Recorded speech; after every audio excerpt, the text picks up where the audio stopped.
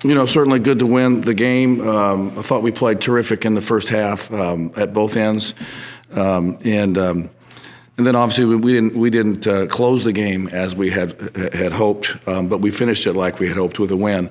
But that's a good lesson to learn. I'm not sure DeJuan has played against the press one time in our program, because he hasn't been able to practice. But we didn't handle that very good. But really, we beat a really well coached and good Colorado team. So happy for our young people. It looked like you were starting to gain some confidence in your depth. You substituted a lot, played 8 guys 15 minutes or more. Just talk about what you saw and what you got from a lot of different people. Well, I think the evidence shows with Grant Newell and ND, who weren't ready to contribute and win early, but they had to play and had to play a lot. And they got better through those experiences. And today they both were terrific, But we are with DeJuan back,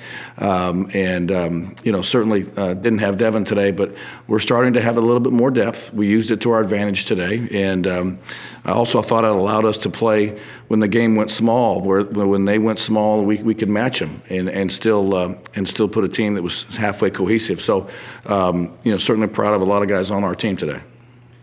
Can you talk about what Joel Brennan's done the last couple of weeks, and especially today, but it seems like he's far more aggressive with the ball, going to the basket, and looking for his own shot over there? Well, I think Joel is a great example of development. He's really worked hard to become a guy who can finish around the basket with both hands. He's improved his shooting. He knows he's never going to be Steph Curry, but he's become more of a threat. And really the credit goes to him, how hard he's worked. But as a senior and under the circumstances, he's had to play a lot of different places, but he's a great young man, very poised, and it's good to see him play as well as he did, because he was terrific today. He's had some trouble in his career with free throws. He missed the first one with about 6 seconds to go. You called timeout. What did you say in the huddle there? Well, the first thing was I said, hey, listen, we're going to be up 4. Okay, so let's not foul on a three-point shooter, okay, because I have a lot of confidence. He spent a lot of hours in the gym. I sat there one day, I think he made 48 out of 50. I mean, he's improved as a foul shooter. So I had a lot of confidence it would go in. We had a plan in place, defensively, had it not. But we really just saved that timeout to make sure we were organized, because we haven't had a chance to deal with a lot of special situations with as much disruption as we've had in the lineup. But I was really pleased to see him make the free throw.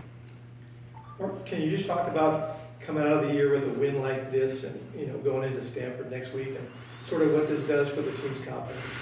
Well, they need to be rewarded. They've had a tremendous approach. They've had more adversity than most teams could imagine, and they've never wavered in their approach every single day.